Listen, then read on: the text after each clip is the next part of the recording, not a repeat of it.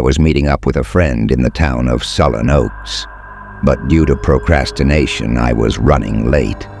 Sullen Oaks was a small town, but spread out.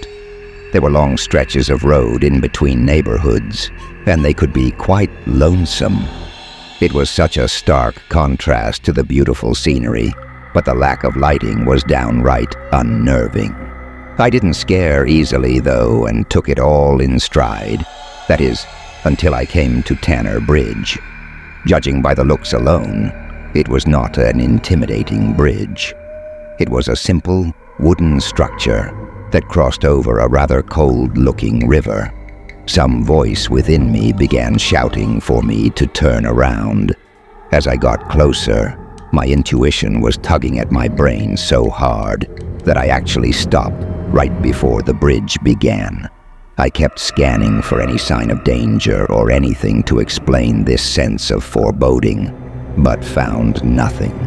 I scolded myself for being childish and stepped on the gas. Around a quarter of the way in, my car began to sputter. I filled up as soon as I got into town, I muttered. Checking my tank showed that I had plenty of gas. The car faded quickly and soon came to a dead stop. In denial, I tried turning the key 5 times, but the engine showed no sign of life. Engine failure? I queried aloud. Luckily for me, my dad was a mechanic, and I could figure out the problem from taking a quick look.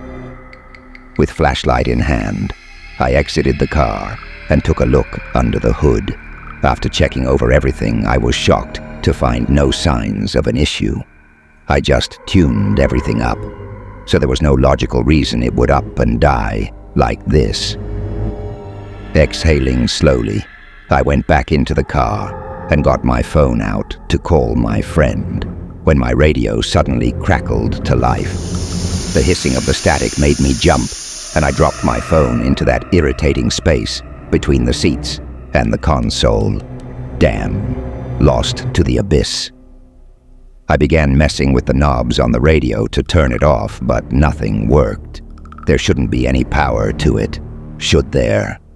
Feeling thoroughly creeped out, I jammed my hand into the space where my phone fell and began to feel around. Just as I was starting to get a hold of my phone, a voice came over the radio. Where is she? It was the voice of some woman I'd never heard before. The spacious echo of her voice instantly sent a shiver through me. She sounded sad and desperate, but even more so, she sounded unearthly. There was no way to properly explain it, but I immediately sensed that she didn't belong. And just as quickly as the strange things were happening, they stopped. I sat in a moment of silence with my phone in hand. After collecting myself, I called my friend and let her know that I was having car trouble. Oh no. Do you know what's wrong with it? I have no idea. The engine just died, but everything looks fine. Huh. Weird. If you don't know what's wrong, I doubt anyone else will. I'll come get you. Where are you at? Tanner Bridge. There was a pause that concerned me. Is something wrong with that? Hello? The line was dead. Okay, don't freak out. Just some weird electrical disturb. At this, the sound of a loud splash demanded my attention. It wasn't a large frog or something like that. It had to be a good-sized rock, or maybe even... Stop. Don't do that, I said aloud. Then again, if someone did jump off the bridge, shouldn't I check that they're okay? Fighting against my better instincts, I flung my door open and aimed my flashlight at the river below. I scanned for a ripple in the water to indicate the source of the splash, but the water was eerily calm. What the hell's going on with this place? I murmured. Then I heard something that froze me dead in my tracks. No ... et couldn't be. It was the sound of a baby crying. At first I thought it was coming from below the bridge, so I darted my flashlight around the surface. There was absolutely nothing to see. The sound moved in another direction, and I followed it with my light, but there was nothing there either. The sound changed yet again, and it was coming from everywhere all at once. It wasn't close, far, or anything in between. The sound of the baby's cry was just there. As suddenly as it started, the crying stopped. My heart was pounding so hard, I could hear it in the eerie calm. Not knowing what else to do, I walked the short distance back to the entrance of the bridge and shined my light on the embankment for any sign of life. That was when I saw it. Muddy footprints trailed from the edge of the water to halfway up the embankment. I squinted my eyes to make sure I was seeing correctly. The prints were indeed there. Even stranger was the fact that they were fresh, and it hadn't been rainy. Then, before my very eyes, I saw something I truly couldn't believe. A new footprint appeared in the mud, as if an invisible foot had pressed into it. No freaking way, I whispered in awe. Another print appeared, followed by another, making its way towards me. Screw this. I turned on my shoes back to my car. That's when the wailing started. "Where's my baby?" The awful, forlorn voice was the same woman I heard on my radio.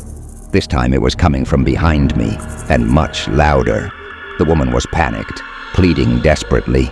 Her volume intensified, and by the time I dove into my car, the disembodied voice was screaming, "Help me! Where is she? Where's my baby?" I locked my doors, crawled into the back seat, and pulled a blanket over my head. The woman's voice approached the car, and I was trembling with fear. "Don't come in!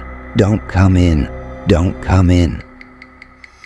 Just as the woman's shrieking rose to a fever pitch, it faded away.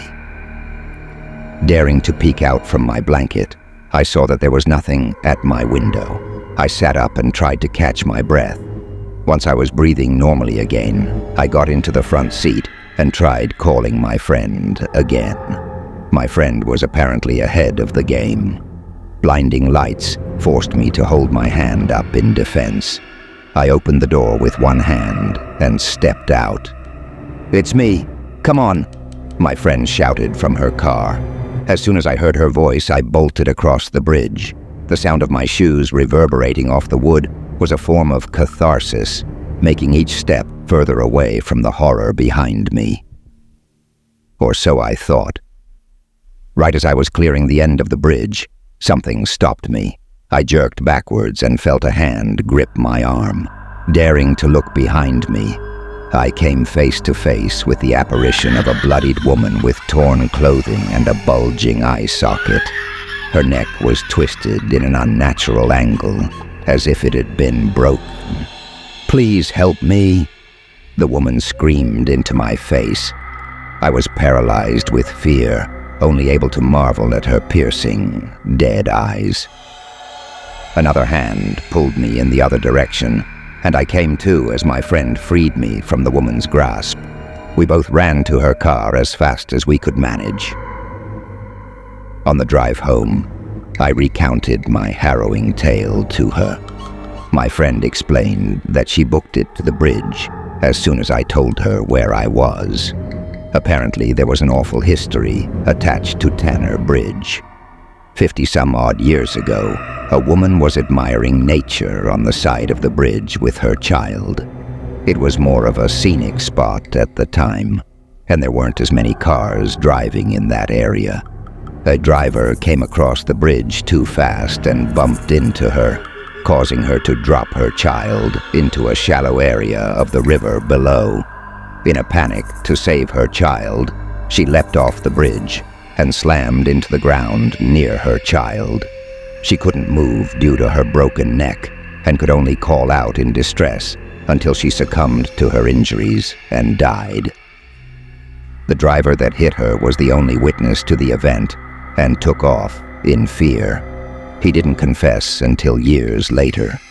Apparently, he turned himself in out of sheer guilt. Many times he found himself hanging around the bridge in some strange way of coping with what he'd done.